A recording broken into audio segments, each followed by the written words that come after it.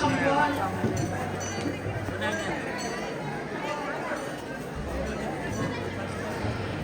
বাবা সকলরা, আজ আপনারা সবাই কোথায় বসে আছেন? হ্যাঁ, আজ আপনারা সবাই সেই মধুর বৃন্দাবনে বসে আছেন। মায়ের আমার, আপনারা কি সেই মধুর বৃন্দাবনে বসে আছেন? হ্যাঁ হ্যাঁ, যেখানে হয় আমার ঠাকুরের নাম সংকীর্তন, সেটাই তো হয় মধুর বৃন্দাবন ধাম। কেননা যে ধামে আমার প্রাণ গোবিন্দ এবং রাধারানী বিরাজমান, সেটাই তো হয় মধুর বৃন্দাবন ধাম।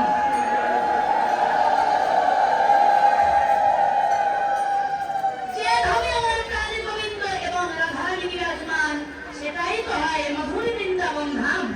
তাই এই ধাম আজ মধুর বৃন্দাবনে পরিণত হয়েছে। আচ্ছা বলুন তো, এটা কোন বৃন্দাবন?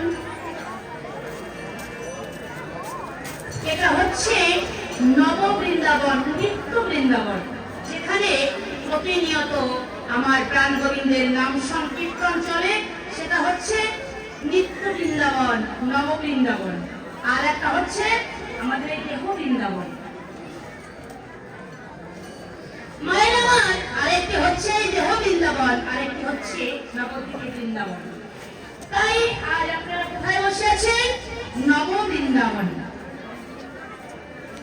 এখন আমরা যে কীর্তনিয়া বিষয়ে দাঁড়িয়েছি আমার প্রাণ গোবিন্দের রাস করবার জন্য, কিন্তু সত্যিকার বাবা আপনারা বলুন তো, এই যে প্রাণ গোবিন্দ আমার রাসলীলা করেছিলেন, এটা কি কোনো মানব দেখেছিল? না। তাহলে আমার প্রাণ গোবিন্দের যে রাস আমি আলোচনা করব বা আমি বলবো, এটা আমার বলা মহাপাপ। কেননা প্রাণ গোবিন্দের এই রাস আলোচনা মুখে উচ্চারণ করাও কিন্তু পাপ। যাই হোক, আমরা কমিটির নির্দেশে কয়েকটি কথা বলবো, অপরাধ মার্জনা করবে। কেননা আরেকটি কথা, আমরা মানবে তো আমার প্রাণ গোবিন্দের রাস দর্শন করতে পারিনি। তবে মায়ের আমার একটু নীরবে বসুন। তবে এই যে আমার প্রাণ গোবিন্দ রাসলীলা করেছিলেন, এটা জগতের বুকে কিভাবে প্রচারিত হলো দেখা যাবে। মায়ের আমার, আমার প্রাণ গোবিন্দের যে রাসলীলা, এটা আমরা কিভাবে জানতে পারলাম?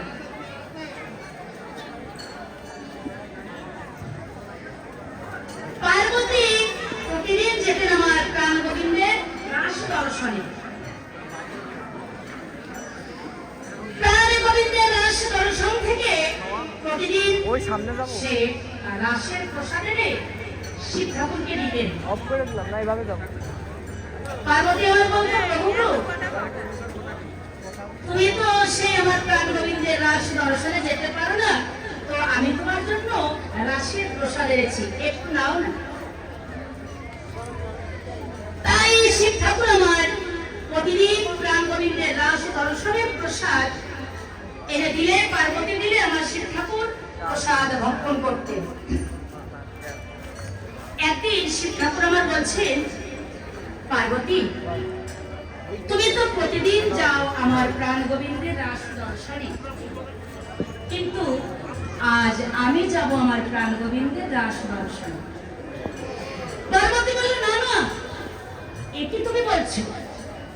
সেই আমার প্রাণ গোবিন্দের রাস দর্শনে তো কোনো পুরুষের অধিকার নেই, তুমি কিভাবে যাবে?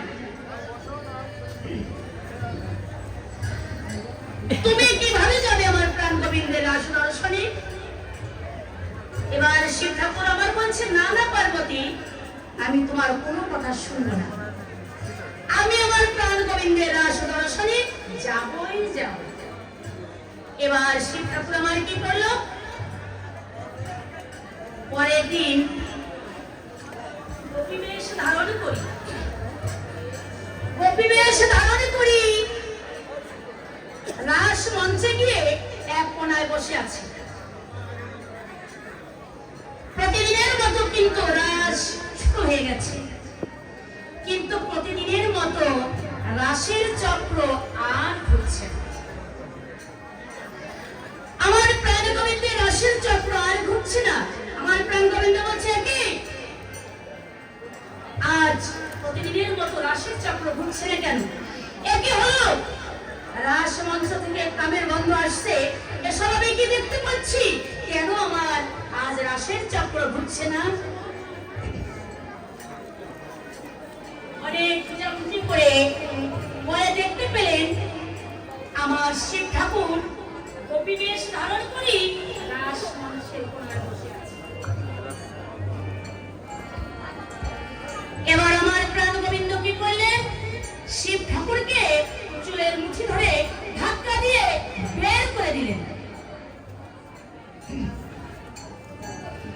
এবার শিব ঠাকুর আমার প্রাণ গোবিন্দকে ডেকে ডেকে বললেন, শিব ঠাকুর আমার প্রাণ গোবিন্দকে ডেকে ডেকে বললেন, হে গোবিন্দ,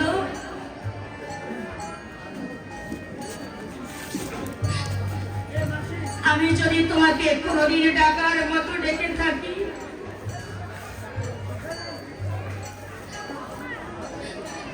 আমি যদি কোনদিন তোমাকে ভালোবাসার মতো বেসে থাকি, আমি যদি কোনদিন তোমার নামে কোনদিন যদি কাদার মতো কেঁদে থাকি, তাহলে আজ আমি তোমার দুটি চরণে জড়িয়ে ধরে প্রতিজ্ঞা করে যাচ্ছি, এই পৃথিবীতে আমি চির প্রতিদিন তোমার দুয়ারে এই রাস আমি প্রচার।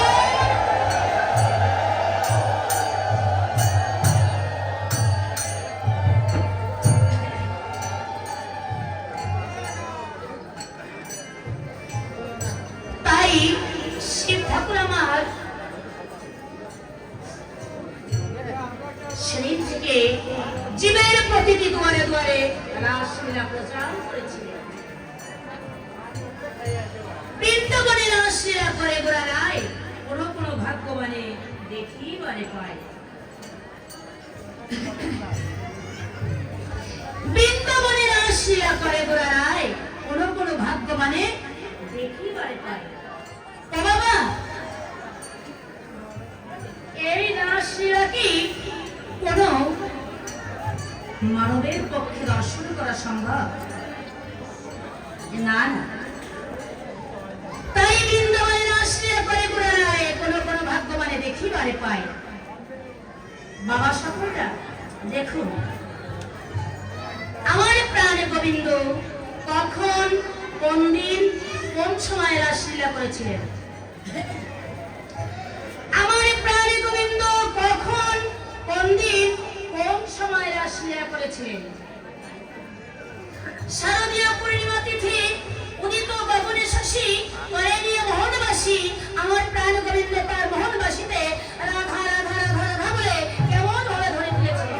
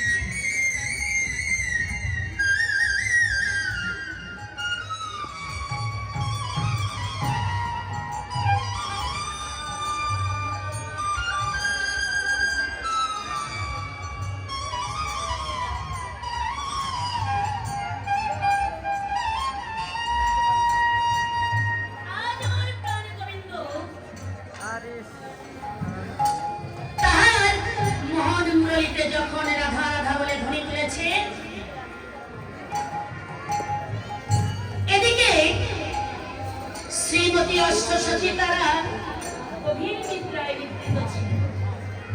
হঠাৎ করে আমার প্রাণ গোবিন্দের বংশীর ধ্বনি শ্রবণ করি চমকে উঠে এক সখী অন্য সখীকে ডেকে ডেকে বলেছে,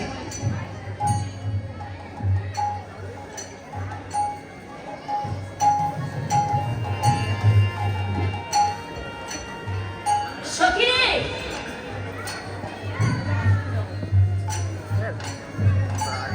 ওই শোন, আমার প্রাণ গোবিন্দ কত মধুর সুরে বংশীর ধ্বনি করছে। চল আমরা সেই মধুর বৃন্দাবনে ছুটে যাই। তাই সখী মহারাজ কি করছে, কোলের বাচ্চা ফেলে রেখে প্রাণ গোবিন্দের বংশের ধ্বনি শ্রবণ করে উন্মাদিনীর ন্যায় তারা চোখের কাজল পড়েছে ললাটে, পায়ের নুপুর বেঁধেছে বাহুতে, তারা উন্মাদিনী হয়ে আমার প্রাণ গোবিন্দের সঙ্গে দেখা করতে চলেছে।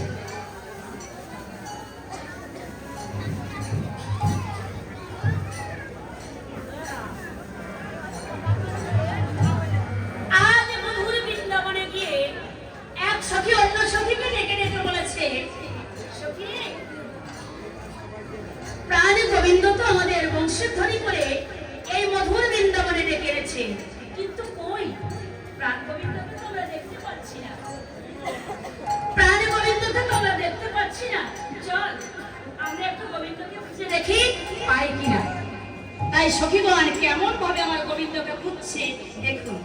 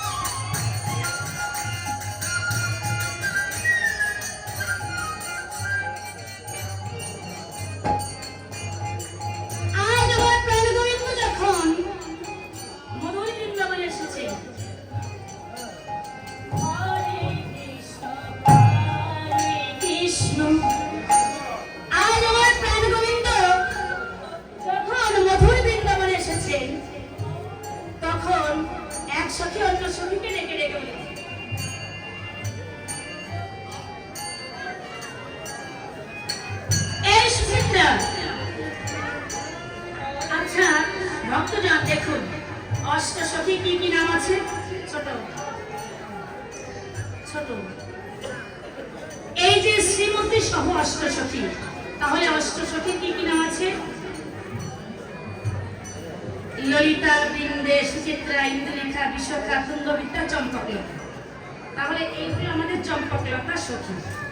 এ হলো সুচিত্রা, এ হলো ইন্দুলেখা, এ হলো চম্পকলতা। আরো আচ্ছা,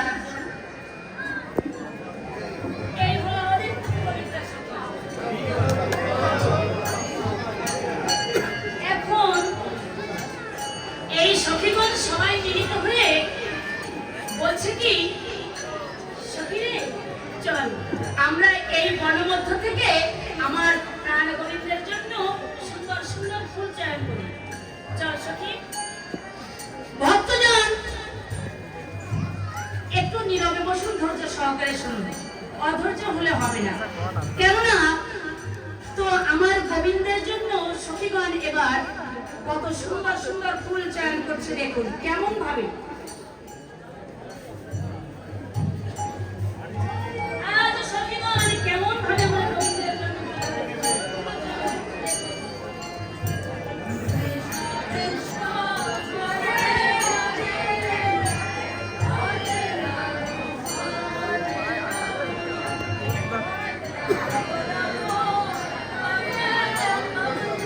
এইবার দেখুন আমার গোবিন্দের জন্য তারা কেমন ভাবে ফুল চয়ন করছে।